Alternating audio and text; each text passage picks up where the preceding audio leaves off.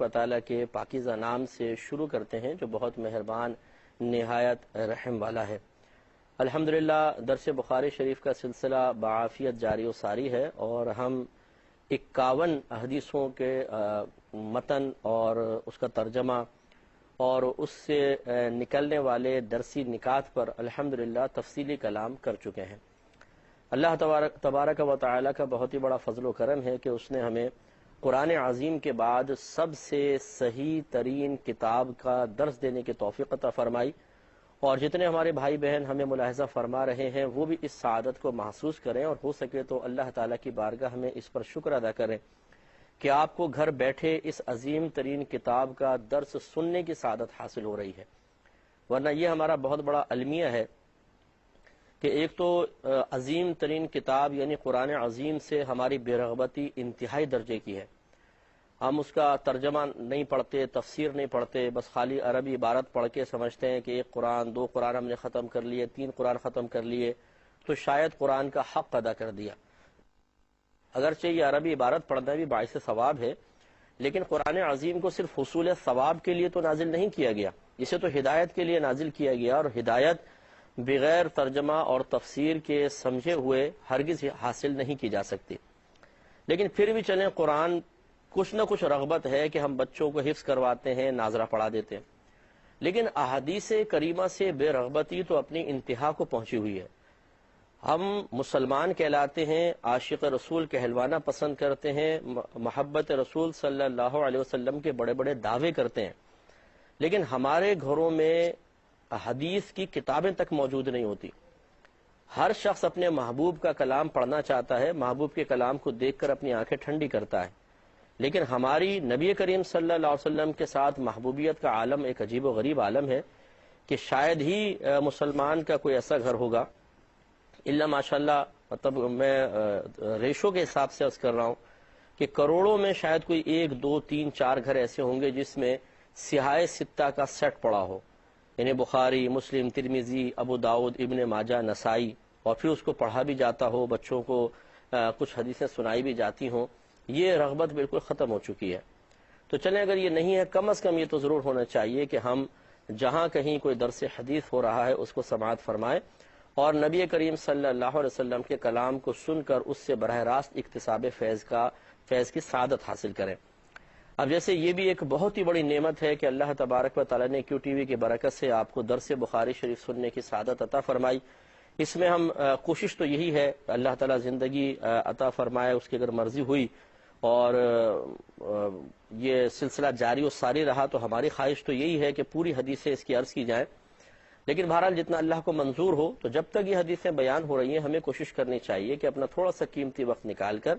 15-20 minute کے لیے T V کے سامنے بیٹھے، اپنے نبی کریم صلی اللہ علیہ وسلم کے کلام کو براہ راست سنیں، اور اس سے حاصل ہونے والے نکات پر محاسبانہ نظر کے ساتھ غور و تفکر کریں، تاکہ اگر اچھی بات اس میں ایسی بیان ہوئی ہے جو قابل عمل ہے، باتیں تو ساری اچھی ہوتی ہیں، لیکن قابل عمل بات ہے تو اس کو عملی طور پہ اپنے اوپر نافذ کریں۔ اگر کوئی کسی ایسی بات کا بیان ہے کہ جو برائی پر مشتمل ہے اور اس سے بچنا ضروری ہے، تو پھر اپنا عملی محاسبہ کرتے ہوئے ہم دیکھیں کہ اگر وہ برائی ہم میں ہے تو اسے دور کرنے کی کوشش کریں۔ اس لیے اللہ تعالیٰ کا یہ بڑا فضل و کرم ہے اس دور میں قرب قیامت کے وقت کہ اس عظیم ترین کتاب کا درس ہمیں گھر بیٹھے حاصل ہو رہا ہے۔ ریگولر سننے کی کوشش کریں، دوسروں کو اس کی ترغیب بھی دیں تاکہ آپ کے لیے ثواب جاریہ ہو۔ آج انشاءاللہ 52ویں حدیث پر ہم کلام کریں گے، لیکن جیسے کہ آپ کو پتہ ہے کہ امام بخاری رحمۃ اللہ علیہ کی اکثر یہی عادت ہے کہ آپ حدیث سے پہلے ایک باقاعدہ عنوان اس حدیث کا قائم کر دیتے ہیں، جو کبھی تو ایسا ہوتا ہے کہ مضمون حدیث پر مشتمل ہوتا ہے، گویا کہ حدیث کا خلاصہ اوپر لکھ دیتے ہیں۔ کبھی آپ کسی حدیث سے کسی مسئلے کا استخراج کر رہے ہوتے ہیں، مسئلہ نکال رہے ہوتے ہیں، آپ کی نظر میں ایک مسئلہ ایک حدیث سے ثابت ہو رہا ہوتا ہے، تو جو کچھ آپ کی نظر میں ثابت ہو رہا ہوتا ہے اس کا خلاصہ بطور عنوان ذکر کر دیتے ہیں اور اس کا نام باب رکھتے ہیں، یعنی اسے باب سے تعبیر کرتے ہیں۔ چنانچہ پہلے 52ویں حدیث سے پہلے ایک باب قائم کیا ہے کہ باب ما جاء ان الاعمال بالنیت والحسبۃ، اس بات کا باب کہ جو اس بارے میں آیا ہے کہ بے شک اعمال نیتوں کے ساتھ اور طلب ثواب کے ساتھ ہیں، یعنی عمل عبادت بنتا ہے نیت کے ساتھ، اور عمل باعث ثواب اس وقت ہوتا ہے کہ جب ثواب کی نیت سے عمل اختیار کیا جائے۔ وَلِكُلِّ امْرِئٍ مَّا نَوَىٰ، اور ہر شخص کے لیے وہی ہے جو اس نے نیت کی ہے۔ اگر آپ کو یاد ہو تو یہ شروع میں حدیث گزر چکی ہے، لیکن یہ امام بخاری رحمۃ اللہ علیہ کی عادت کریمہ ہے کہ آپ بعض اوقات ایک ایک حدیث کو جو مختلف ٹاپکس کے مختلف عنوانات کے تحت آ رہی ہو اسے مختلف جگہ ذکر کر دیتے ہیں۔ مثلا اگر ایک حدیث میں نماز کا ذکر بھی ہے، روزے کا ہے، حج کا ہے، زکوٰۃ کا ہے، تو اکثر ایسی ہوگا کہ آپ اس حدیث کو 4 جگہ ذکر کریں گے۔ کتاب الصلاۃ میں بھی لائیں گے، پھر روزے کے باب میں کتاب الصوم میں لائیں گے، پھر کتاب الزکوٰۃ میں لائیں گے، پھر کتاب الحج میں لے کر آئیں گے۔ ایک ہی حدیث کو 4 جگہ لاتے ہیں۔ تو اس اعتبار سے بخاری شریف میں احادیث کا تکرار بھی ہے، کئی حدیثیں بار بار ذکر کی گئی ہیں مختلف مقامات پر۔ تو یہ حدیث بھی انہی متکررہ حدیثوں میں سے ایک ہے کہ ابتدا میں بالکل شروع میں امام بخاری رحمۃ اللہ علیہ یہ حدیث پاک لے کر آئے اور یہاں پر بھی اس کا ذکر فرما رہے ہیں۔ بالکل شروع میں نہیں، تھوڑا سا بعد میں آیا، مسلم کے بالکل شروع میں، تھوڑا بعد میں آئی تھی، لیکن یہ حدیث ہم اس پر کلام کر چکے ہیں۔ مزید آپ ارشاد فرماتے ہیں کہ فَدَخَلَ فِيهِ الْإِيمَانُ وَالْوُضُوءُ وَالصَّلَاةُ وَالزَّكَاةُ وَالْحَجُّ وَالصَّوْمُ وَالْأَحْكَامُ۔ تو جب یہ گویا کہ یہ باب قائم کرنے کے بعد یہ سمجھا رہے ہیں کہ یہ گویا کہ ایک حدیث کا حصہ ہے، جیسے نیچے آ رہی ہے کہ ہر شخص کے لیے وہی ہے جو اس نے نیت کی، اور اعمال کے ثواب کا دار و مدار نیت پر ہے اور طلب ثواب پر ہے۔ تو کہتے ہیں کہ جب یہ چیزیں ہمارے سامنے آ گئی تو معلوم یہ ہوا کہ ہمارا ایمان بھی، وضو کرنا، نماز پڑھنا، زکوٰۃ، حج، روزہ اور دیگر احکام سب کے سب اس چیز کے تحت داخل ہو گئے ہیں کہ ان سب کے اندر نیت بھی دیکھی جائے گی، اس میں طلب ثواب کو بھی ملاحظہ کیا جائے گا۔ اس کے بعد انسان ثواب کی امید رکھے اور اللہ تبارک و تعالیٰ کی بارگاہ میں مقبول ہونے کا اپنے بارے میں فیصلہ کرے۔ مزید یہ لکھتے ہیں کہ وقال اللہ تعالیٰ قل کل یعمل علی شاکلتہ، اور اللہ تعالیٰ نے فرمایا اے حبیب کریم صلی اللہ علیہ وسلم ارشاد فرما دیجئے کہ ہر وہ شخص جو عمل کرتا ہے اپنی نیت پر ہے، یعنی ہر شخص اپنی نیت کے مطابق عمل کرتا ہے یا اپنی نیت کے مطابق عمل کا اجر پاتا ہے۔ پھر ارشاد فرمایا کہ نفقۃ الرجل علی اہلہ یحتسبها صدقۃ،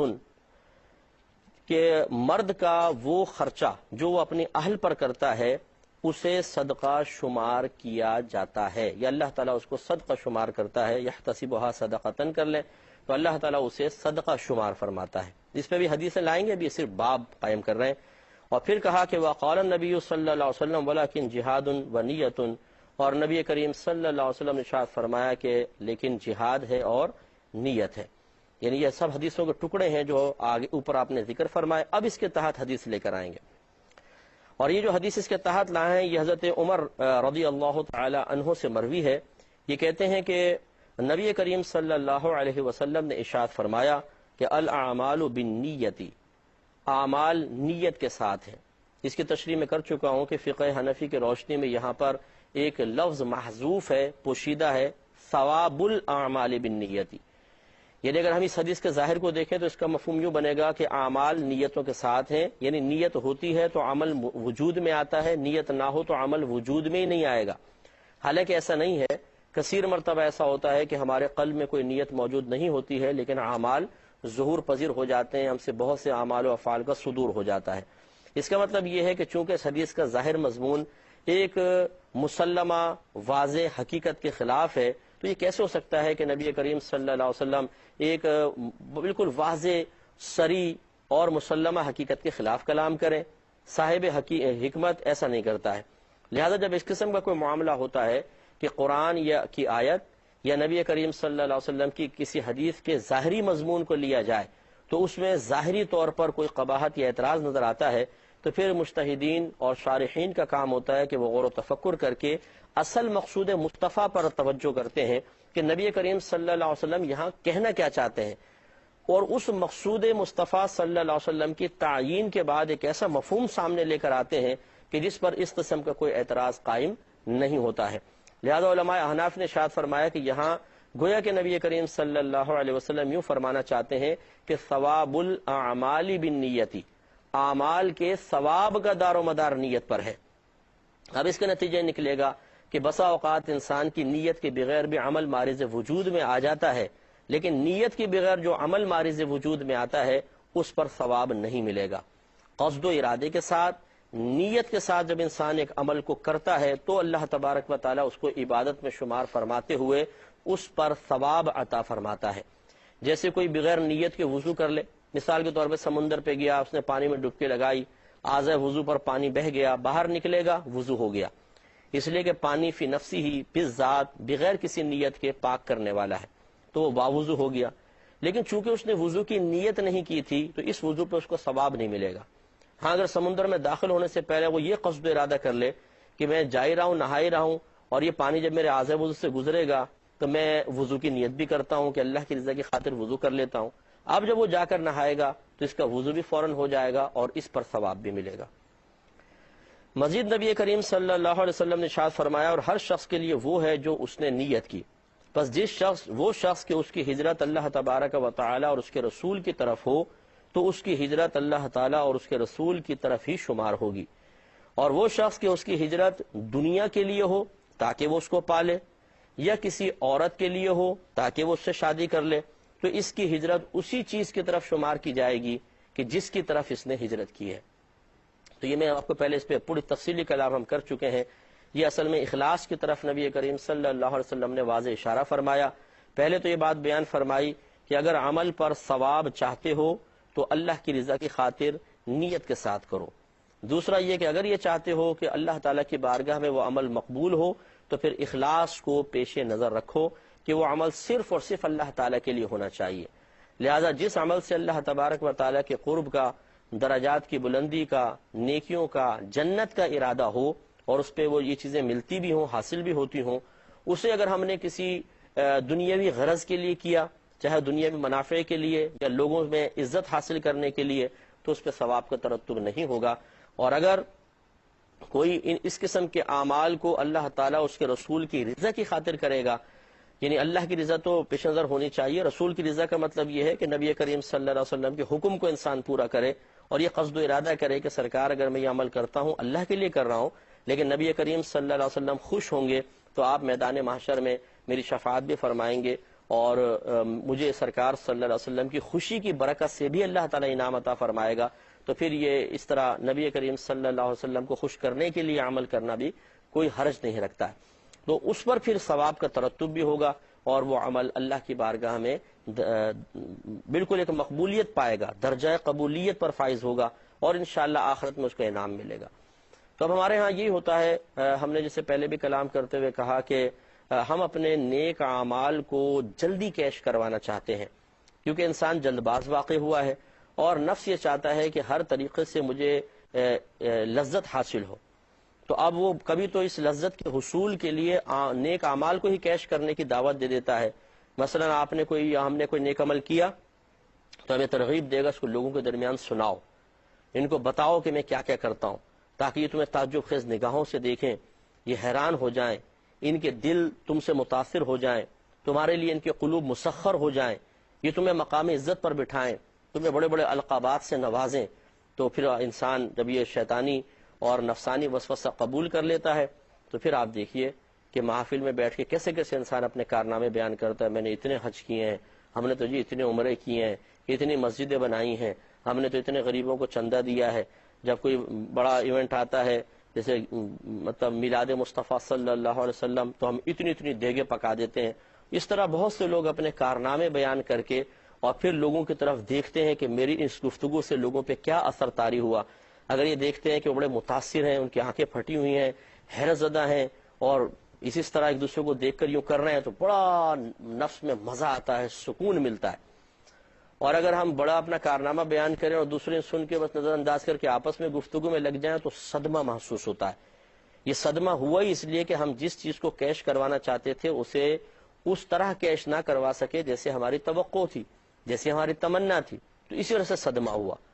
تو اس سے بھی انسان اپنے اخلاص کو اور ریاکاری کے معاملے کو جان سکتا ہے کہ بعض اوقات ہم کہتے ہیں نہیں جی ہماری نیت کوئی ریاکاری کی کوئی ہے، اپنی تعریفیں کروانے کی کوئی ہے۔ اچھا تعریفیں کروانے کی نہیں ہے تو پھر جب کسی نے تعریف نہیں کی، جس نے آپ کی بات کو نہیں سراہا، جس نے آپ کی بات پر آپ کی حوصلہ افزائی نہیں کی، تو آپ کو برا کیوں لگا؟ دل میں صدمہ کیوں پیدا ہوا؟ آپ کے دل میں اس شخص کے بارے میں برا خیال کیوں آیا کہ بڑا کمبخت آدمی ہے، اتنے کارنامے بیان کیے، کچھ بھی دو لفظ نہیں بولے تعریف کے. تو اس کا مطلب یہ ہوا کہ اخلاص نہیں ہے. اس لیے اس پہ توجہ کرنی چاہیے، اور نبی کریم صلی اللہ علیہ وسلم کے اس فرمان کو ہمیشہ پیش نظر رکھ کر اپنا ایک ایک عمل صرف اور صرف اللہ تبارک و تعالی کی رضا کے لیے کرنا چاہیے. 53ویں حدیث پر آتے ہیں. یہ حضرت ابن مسعود انصاری رضی اللہ تعالی عنہ سے مروی ہے. وہ نبی کریم صلی اللہ علیہ وسلم سے روایت کرتے ہیں کہ نبی کریم صلی اللہ علیہ وسلم نے ارشاد فرمایا کہ اذا انفق الرجل علی اہلہ، کہ جب مرد اپنے گھر والوں پر کچھ خرچ کرتا ہے تو یحتسبھا، وہ اس طرح خرچ کرتا ہے کہ اس کو شمار کیا جائے، اللہ تعالیٰ اس کو شمار کرتا ہے، تو فہی لہ صدقۃ، تو وہ اس کے لیے صدقہ ہے. یعنی آدمی اپنے گھر والوں پر جو کچھ خرچ کرتا ہے پھر وہ اللہ تعالیٰ کی طرف سے اس کا حساب کتاب ہوتا ہے، اسے شمار کیا جاتا ہے، تو اس کے لیے بطور صدقہ شمار ہوتا ہے. تو دیکھیں اب یہاں پر یہ بات توجہ طلب ہے کہ نبی کریم صلی اللہ علیہ وسلم اس کو صدقے سے تعبیر کر رہے ہیں. یہ ہماری عوامی عجیب سوچ ہے کہ وہ صدقے کا کچھ اور ہی مفہوم لیتے ہیں. وہ سمجھتے ہیں کہ بس سر پہ پیسہ گھما کر کسی فقیر کو دے دو یہ صدقہ ہے، یا گوشت گھر میں لا کے تھوڑا سا گھما کے چیلوں کو کھلا دو تو یہ صدقہ ہے، یا ایک وہ جنگلی سا بکرا کہیں سے پکڑ لو کسی ویلفیئر کے ادارے سے جو چلنے سے بھی انکاری ہو، اس کو گھسیٹ کر لے آؤ اور اس کو گھر میں تھوڑا سا گھما کے وہ کٹوا کے کھلا دو یہ صدقہ ہے. وہ اس کو صدقہ سمجھتے ہیں. یہ بھی صدقات کی مختلف صورتیں ہیں، لیکن یہ سمجھ لیں کہ صدقہ کہتے ہیں اللہ تبارک و تعالیٰ کی رضا کی خاطر کچھ خرچ کرنا. بس اللہ تعالیٰ کی رضا کی خاطر اگر آپ کسی کو کچھ دے رہے ہیں، کچھ خرچ کر رہے ہیں، اس کا نام ہے صدقہ، جس کو اردو میں آپ خیرات بھی کہتے ہیں. تو صدقہ و خیرات، تو صدقہ جو ہوتا ہے وہ اللہ تعالیٰ کی رضا کی خاطر خرچ کے اوپر اس کا اطلاق ہوتا ہے. اور یہ دو طرح کے ہوتے ہیں، واجب ہوتے ہیں یا نفل ہوتے ہیں. اگر اس خرچ کا اللہ تعالیٰ یا اس کے رسول کریم صلی اللہ علیہ وسلم نے باقاعدہ حکم دیا ہے، جیسے زکوٰۃ ہے، فطرہ ہے یا قربانی بھی آتی ہے، تو یہ صدقات واجبہ میں آ جاتے ہیں. اور اگر اللہ تعالیٰ اس کے رسول نے حکم نہیں دیا، ہم اپنے قدرت و اختیار و مرضی و نیت سے کسی غریب کی امداد کرنا چاہتے ہیں، یا جیسے یہ حدیث ہے کہ گھر والوں کو کھلا رہے ہیں، تو پھر یاد رکھیں کہ یہ صدقات نافلہ کہلاتے ہیں. تو معلوم ہوا کہ صدقے کے لیے ضروری نہیں ہے کہ آپ اسے سر پر گھمائیں یا کسی واقعی دوسرے غریب کو دیں. ہمارے نبی کریم صلی اللہ علیہ وسلم تو ہمیں بڑی پیاری بات بیان فرما رہے ہیں کہ آدمی انسان اپنے گھر والوں کو بھی جو اہل کو دیتا ہے، اس کو شمار کرتا ہے، اسے صدقہ ہی کہا جاتا ہے. وہ اس کے لیے صدقہ ہے، یعنی اس پہ صدقے کا ثواب ہوگا. ایک اور حدیث دیکھ لیں، پھر میں اس پہ تھوڑا سا مزید کلام کروں گا. 54ویں حدیث ہے اور اس کے راوی حضرت سعد بن ابی وقاص رضی اللہ تعالی عنہ ہیں. یہ کہتے ہیں کہ نبی کریم صلی اللہ علیہ وسلم نے ارشاد فرمایا کہ بے شک تم جو کچھ بھی خرچ کرو گے اور اس کے ساتھ صرف اللہ تبارک و تعالیٰ کی رضا کا ارادہ کرو گے تو ضرور اس پر اجر دیا جائے گا.